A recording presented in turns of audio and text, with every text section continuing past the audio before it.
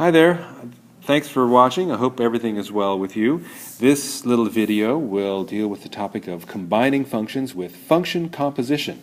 That phrase, function composition, refers to a particular way of combining functions together, or sometimes combining a function with itself. So let's make sure that everybody is on board with what function composition means. It is a way of combining functions, as I said. It is not about creating a function from thin air, for example,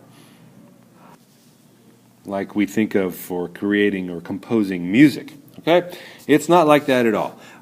Function composition means it means to use one function as the input in another function. All right? So use one function as the input in another function. That is what function composition means. All right, so let me show you some examples of what that means, aside from just the verbal description of it there, okay?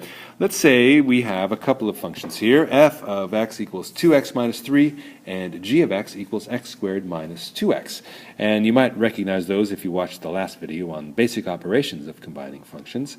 But anyway, let's show how this works with function composition. So here's the thing. If I say I want to compose these two functions together, this is how it might look. F of g of x. That's what it looks like. That's one way to write it. I'll show you another way a little bit later. But so f of g of x. I'm using g of x as the input into f of x. So when I would write that out, perhaps I might write this. Since g of x equals x squared plus 2x, f of g of x then equals f of x squared plus 2x, right? No big deal. And if I then went ahead and expanded that out, that would mean that since f of x is 2x minus 3, this is 2 times x squared plus 2x minus 3. And when I simplify that expression right there in order to combine all my like terms and have it kind of be in a standard form, I'm going to have something completely different. What I'll end up with there is something like, let's see, that'll be 2x squared plus 4x minus 3. So that's my new function. I did create another function. I composed two functions together, f of x and g of x, and I came up with 2x squared plus 4x minus 3. So that's what happened when I composed f of g of x. Now if I switch the order and go g of f of x, notice what happens. I've worked that one out ahead just to save time. But g of f of x, just switching the order, means I'm going to take f of x and use it as the input into g. So g of 2x minus 3. And since g of x has two places for x squared and 2x, I have to put 2x minus 3 in both of those spots. So that would be 2x minus 3 squared. I'm looking at this line right here now. 2x minus 3 quantity squared plus 2 times 2x minus 3. And that is a little bit more work to simplify, but not so bad really. And notice that I end up with the function 4x squared minus 8x plus 3. That's different. Look at that. The other way, f of g of x gave me 2x squared plus 4x minus 3. But g of f of x gave me 4x squared minus 8x plus 3. So I get something different depending on the order that I compose the two functions in. And this brings up a very important point about function composition, is that function composition is not commutative generally. All right? There are some exceptions to that, which would be covered in perhaps another video about inverses of each other. But in general, all right, we can say that f of g of x does not equal, or not necessarily equal, g of f of x. All right? That's kind of an important point about function composition. The order makes a difference, usually. Now, there is one thing that we have to keep in mind about function composition, and that is the notation that is used. I have been using this notation, f of g of x, and that's my favorite way of writing or denoting function composition, but there is another way. It's very common. I don't particularly like it that much, but it's here. We have to recognize it. There's another way of writing the exact same thing, and that is to use this interesting little symbol here with a little circle, f of g. So that's another way of saying exactly what f of g of x says.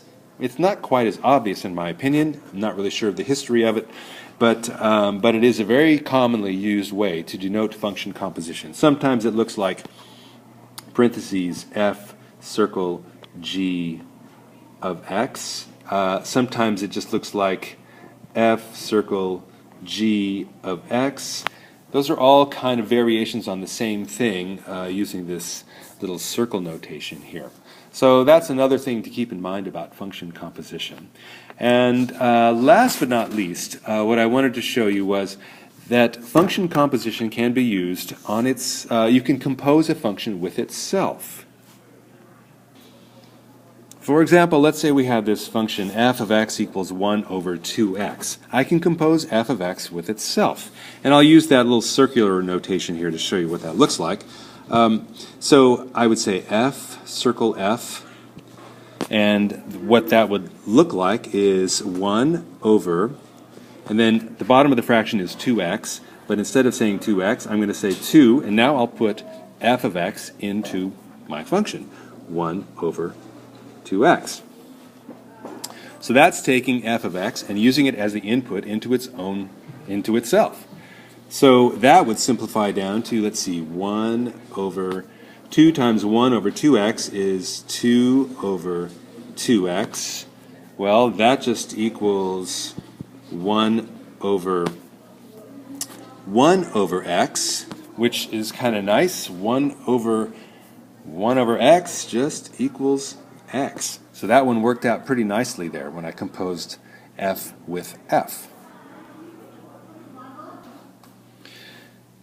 And one of the aspects that I wanted to bring up by using this rational function here is that one of the things we have to pay attention to sometimes when composing functions together is the domain. Now in this function here, this is the first one that we've seen in this little video that has a restriction on the domain. And the restriction, obviously, for the function 1 over 2x is that x cannot equal 0. Okay? So that is the part of the domain of f of x. X cannot equal 0.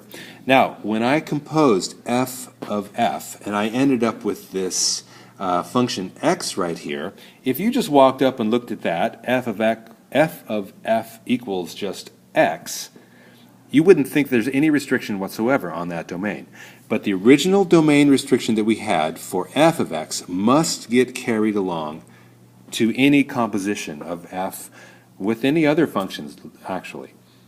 So the domain for this function right here, just x all by itself, has to carry that original domain restriction, x cannot equal 0. So that's kind of an interesting thing about composing functions together. Whatever the domain of the original functions is, that has to be maintained throughout any composition. Okay, so anyway, that's about it. That's almost 9 minutes worth of video here about function composition. We'll see you soon. I hope you enjoyed the video. Thank you. Bye-bye.